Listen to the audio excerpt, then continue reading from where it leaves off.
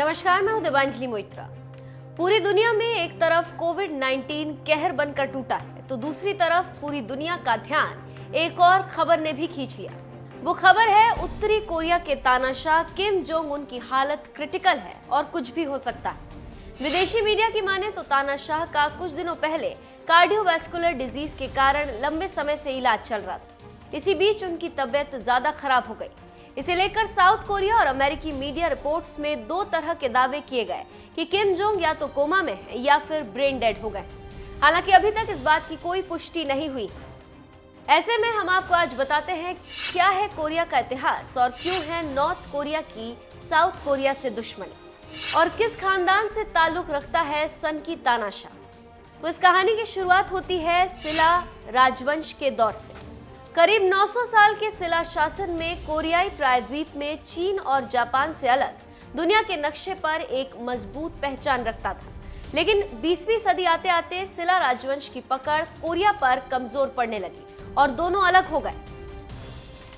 1910 में सिला राजवंश कोरिया प्रायद्वीप में करीब 1.5 दशक के दबदबे के बाद जापान ने साल 1910 में इस सिला राजवंश पर कब्जा कर लिया। लेकिन जापानी कब्जे के साथ ही इस मुल्क में विद्रोह की आग भड़क गई। कोरियाई लोगों ने अपनी आजादी के लिए कई विद्रोही संगठन बना लिए, जिनमें से कुछ चीनी और सोवियत कम्युनिस्ट समर्थक थे और कुछ संगठनों को अमेरिका का समर्थन हासिल था। चीनी कम्युनिस्ट के साथ मिलकर विद्रोही किम संग इल ने एक गुरेला फौज तैयार की जो जापान से मुकाबला कर रही थी। 1939 से 1945 तक चले दूसरे विश्व युद्ध में अमेरिकी दुश्मनी जापानियों को भारी पड़ी। इस युद्ध में बुरी तरह हारने के साथ ही जापान को हथियार डालने पड़े। इसी के साथ 36 सालों की गुलामी के बाद कोरिया जापान के चंगुल से आजाद हो गया। मगर तब तक द्वितीय विश्व युद्ध के बादल छटे नहीं थे। कोरिया को जापान से आजादी तो मिल गई, पर जापान के कोरिया छोड़ते ही कोरिया में गृह युद्ध जैसे हालात बन गए। आजादी के लिए बने गुट अब दो अलग अलग पावर सेंटर में बंट गए।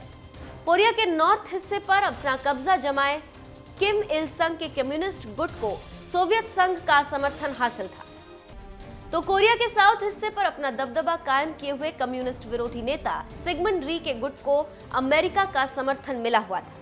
इसी बीच अमेरिका के समर्थन से सिगमंड री ने पूरे कोरिया पर अधिकार जमाते हुए सियोल में रिपब्लिक ऑफ कोरिया के गठन की घोषणा कर दी।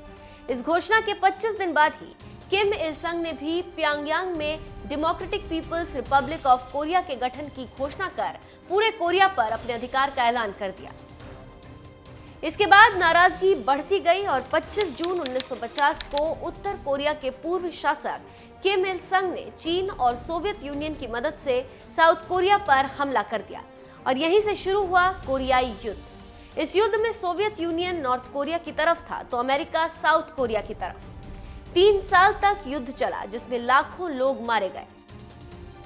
लेकिन फिर थक हारकर 27 जुलाई 1953 को युद्ध विराम की घोषणा हुई। लेकिन इसके बावजूद दोनों देशों में तनाव बना रहा जो आज तक जारी है। बता दें किम जोंग कोरिया की डेमोक्रेटिक पीपल्स रिपब्लिक के सर्वोच्च नेता हैं। उनकी पढ़ाई स्विट्जरलैंड में हुई है और 2012 में उनकी शादी सोल जू से हुई। वो 17 दिसंबर 2011 में देश के शीर्ष नेता बने थे। तो यह है साउथ कोरिया और नॉर्थ कोरिया की लड़ाई का इतिहास और सन की तानाशाह किम जोंग उन की खानदान की कहानी।